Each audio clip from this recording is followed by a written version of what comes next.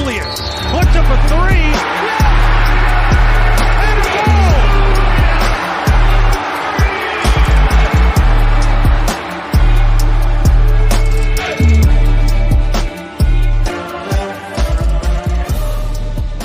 Bearcat Blitz, starting up another week on the show. I'm your host, Russ Heltman. He's my co-host, Neil Meyer, just across the way there. We have a very special guest to start the show this week. Excited to welcome on David DeJulius, the best Bearcats player so far in the 2020s for the program. He came up with plenty of great moments for UC across multiple years with Wes Miller's team to start the decade, now over in Europe. Well, he's back in Cincinnati, back in the tri-state for the summertime here, but playing over in Europe. We're going to get a nice little catch-up time with David DeJulius before we dive into the rest of the show. Very excited for that. But first, we got to tell you all about Bet Online. It's your number one source for all your sports betting needs this season, from baseball, golf, soccer, right to all the top fights in UFC, MMA, and boxing. Every stat, every matchup, and even live odds and spreads while the games are being played. When the game's over, head on over to our online casino and get in on a game of blackjack or poker, or unwind with one of our over 150 slots games. Head to the website today to get in on the action. Use promo code BELIEVE. That's BLEAV for your 50% free bet credit on your first deposit up to $250. And as I mentioned, we have David DeJulius in the fold this week on the show. We're going to be talking to him. And on top of that, give a quick preview of what else we got going on. Obviously, bad news on the football side of things for the Bearcats. Dante Corleone out indefinitely with blood clots in his lungs. We will discuss that, Neil and I will, after our chat with David DeJulius. And then outside of that, some other news and notes to get to, mainly the addition of a new coach to Wes Miller's staff, a guy that I'm sure David DeJulius is excited to see moving up the coaching hierarchy for sure. We'll touch on Jaylen Stow getting added as the final bench assistant for Wes Miller heading into 24-25 season. All that coming up after these messages, including David DeJulius, UC legend, on Bearcat Blitz.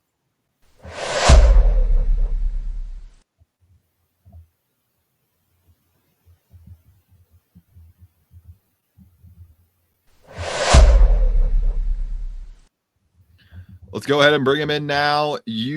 Former UC guard David DeJulius joining the show this week. He has got quite a few accolades to his name. All AAC 2 times with the Bearcats. Played a few seasons with Cincinnati. Finished 35th in Cincinnati career scoring with 1,187 points and 192 assists at that as well. Third to only Oscar Robertson.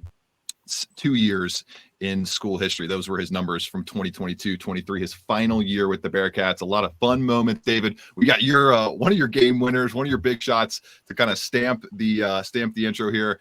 David, I know fans have been missing you, and they're wanting to know what you're up to these days. Just catch us up on what the life of David DeJulius has been like since he left school and left the Bearcats last year. Yeah, I most definitely miss Cincinnati as well. I don't know if I'm biased, but I don't find too many cities as good as Cincinnati. He's the European man. You've been to a few abroad now too. Yeah, I don't know. I just feel like Cincinnati perfect mixture. You got your Midwest with a little down south twist to it. It's an incredible city. But just playing in Europe, it felt good to get. I spent 9 months over there where I started in Greece, finished in Germany. It feels good to spend a year over there, have some success individually as a team. But right now, it really feels good to have a proper off season. In college, it's straight from the season to summer practices. Where now, I have 4 months to 3-4 months to kind of enjoy my family, work on myself, and things of that nature. So it's been good. That's awesome. And David's been playing with Lavrio last year in the Greek league. And then Göttingen, I think I pronounced that right, in Göttingen in the German league. And then now you're back with Aris BC, one of the most storied clubs in the Greek league. Before I toss it over to Neil, just what was the process like in choosing your next team and landing with a pretty solid outfit in the Aris, historic team? Yeah. First, I got to thank Lavrio and Göttingen just for the situations they put me in to be successful and had this opportunity. It happened. The deal happened within like 12 hours. It was a little weird how that worked. Things were kind of just getting going from a negotiation standpoint with teams, and then they kind of came into the fold. Um, and it was crazy because I was staying at Coach West's house for a week during his camp, and he was like, "Is Ari still a historic program over there?" And then like 3 days later, Oh, I he get a said that call before you did the deal. before I did the deal, Oh, that's and cool. I get a call from my agent like 3-4 days after I left his house. It was like I got an interesting call from Ari's. And it was just cool to see that happen. They just have an opportunity to play in a Euro Cup as a second year point guard and prove myself at that level. And the fit was great. I love Greece. The off the court life is amazing. The weather and food is great. So I just felt it was the right decision for me. That's a EuroLeague kind of entrenched outfit, right? You guys will be playing in the EuroLeague kind of And against all the best teams. in the Euro Cup, Euro yeah, Cup, and yeah, it's sorry. 16 teams, abroad. That's cool. Neil? Now, David, you averaged 13 points, 5 assists roughly in your first year overseas. What's been the biggest and different similarities from style of play over there in the professional level and the European and the Greek aspect compared to what it was here in the States for you? It's a lot more. Everything's more team oriented over there.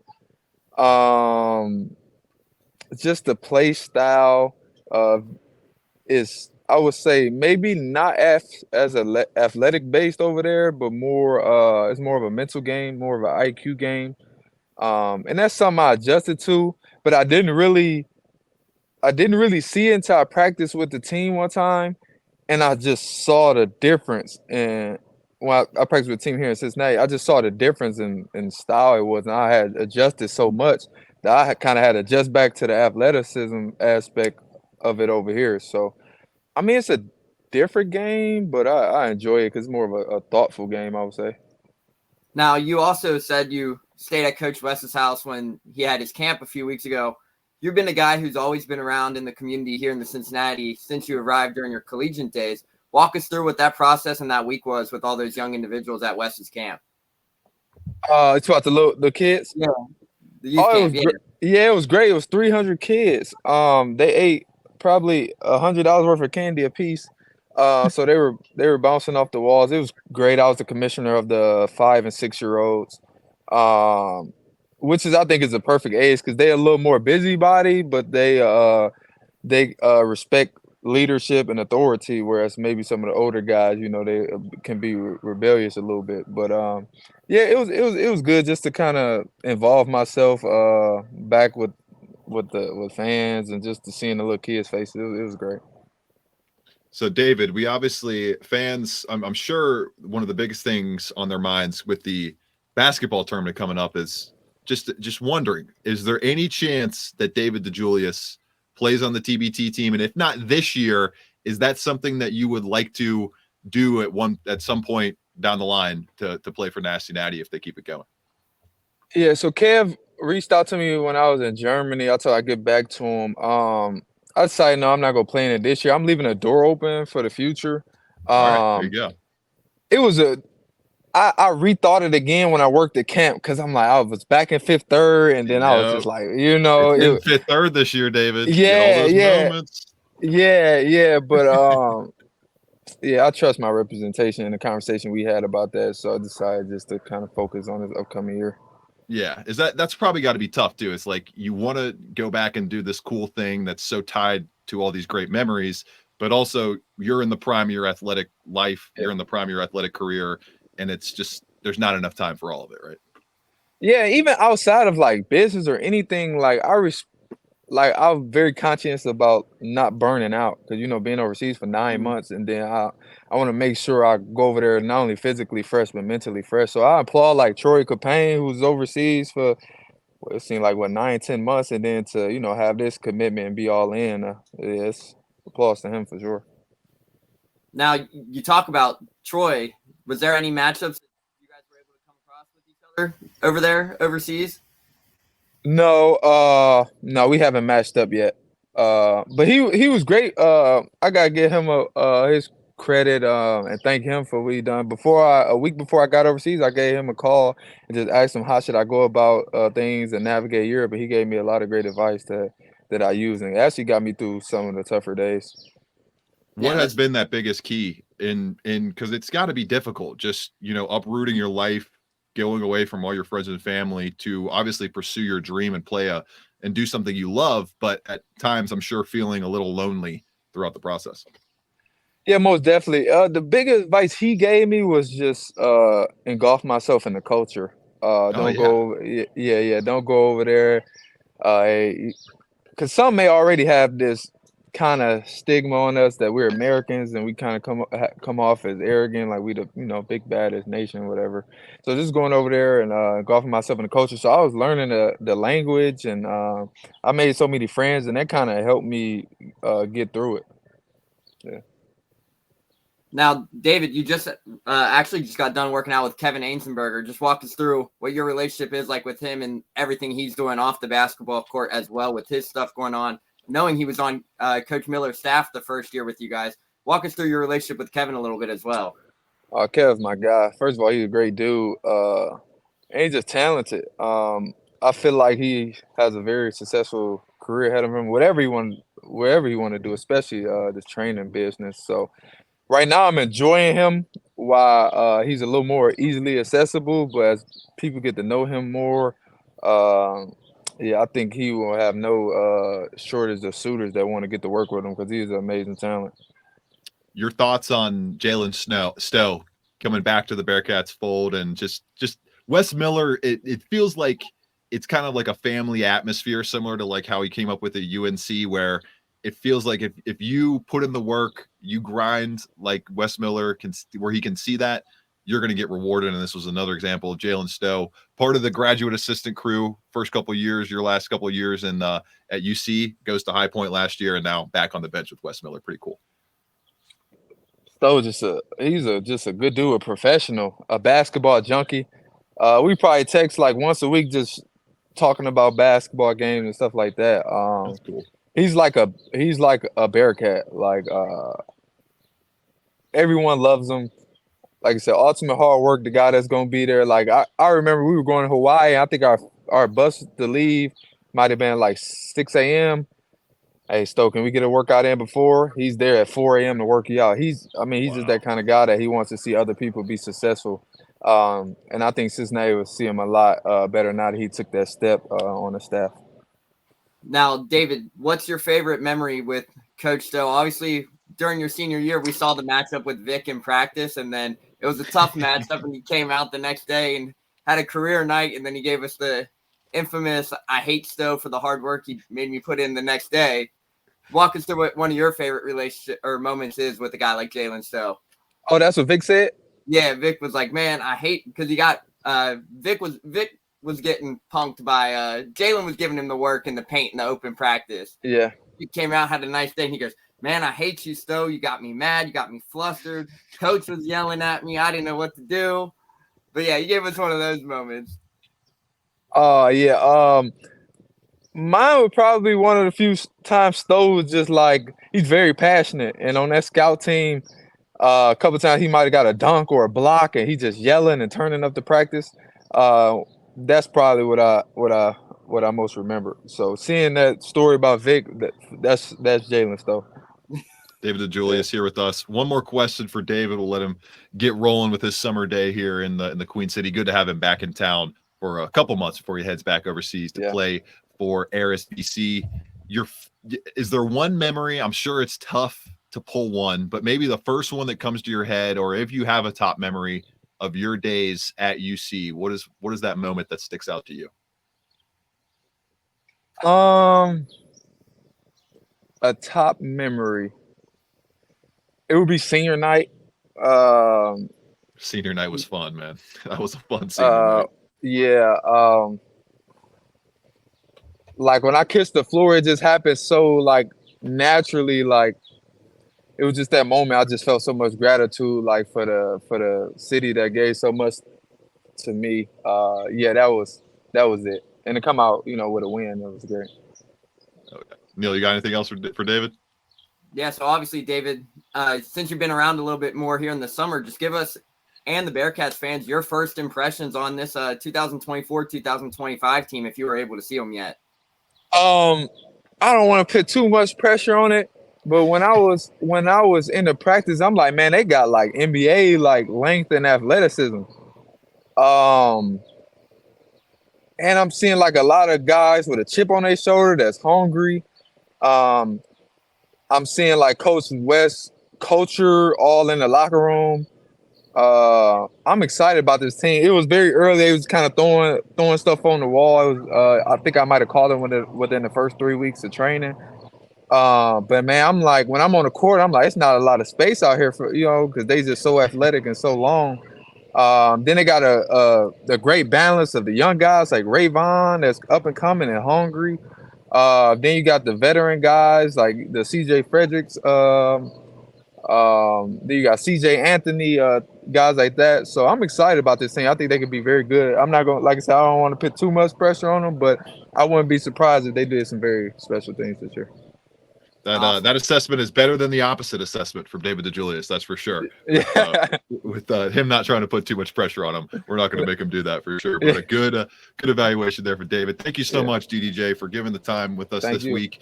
And we'll have to catch up again in the not so distant future for sure. Good luck across overseas and rest of your career, man. We appreciate you coming on. Appreciate you, David, for sure, for coming on. I know it's a hectic schedule. It was a long time in the making with you over there. And Greece and Germany, but we definitely appreciate you. Anytime you want on, just let us know, man. Always a pleasure. I'm sure I'm gonna see you around sometime this month. Yeah, absolutely, man. Yes, sir. Have a good one, David. We'll see you. See you. Thanks, David. Awesome stuff from David DeJulius right there. Great time. On Bearcat Blitz, we'll take a quick break here and then get to the unfortunate news of the day with Dante Corleone out indefinitely. Stay tuned on Bearcat Blitz, presented by Bet Online.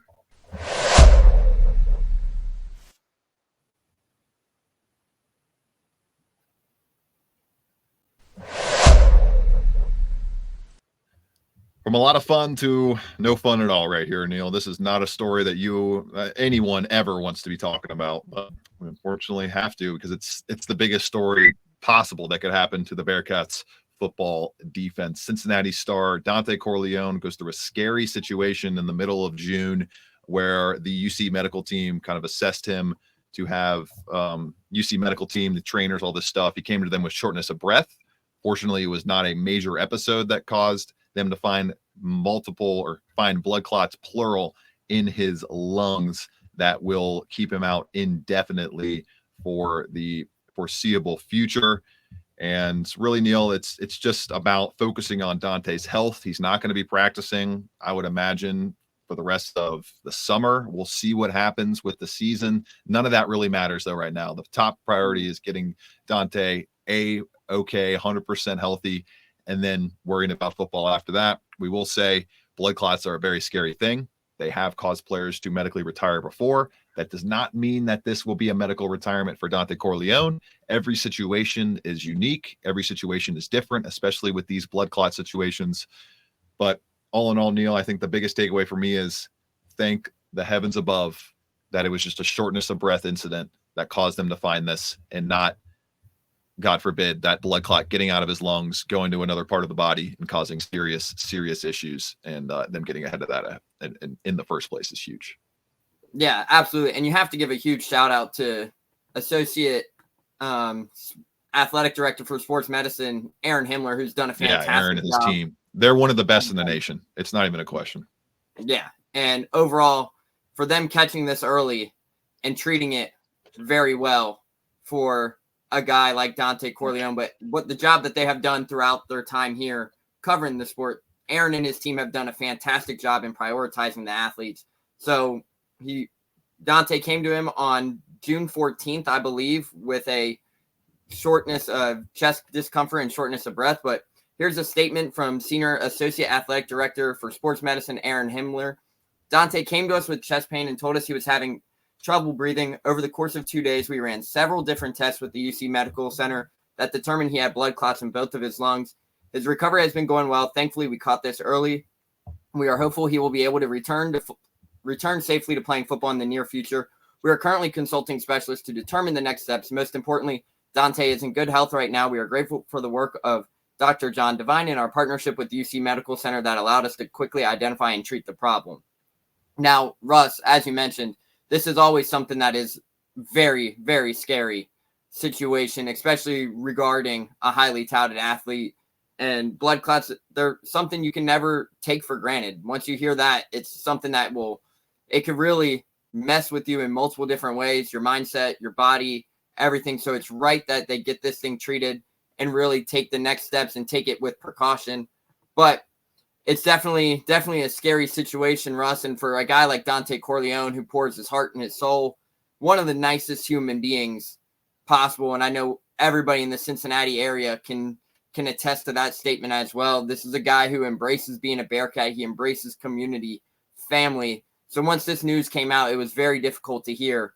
But Dante did release a statement as well that says, I am incredibly grateful to my family and for Aaron Himmler, Dr. John Devine, and our whole medical staff and the University of Cincinnati Medical Center for guiding me through this over the last few weeks. Right now, I'm focused on my recovery. My hope is I'll be able to return to football soon, but in the meantime, I'll do everything I can to rehab and help the football program as a leader and mentor to these young players. I'm looking forward to being around the guys soon. The sky's the limit for the Bearcats this season. I love my teammates, our coaches, this university, this city, and of course this fan base, which has been incredibly supportive of me over the last 3 years.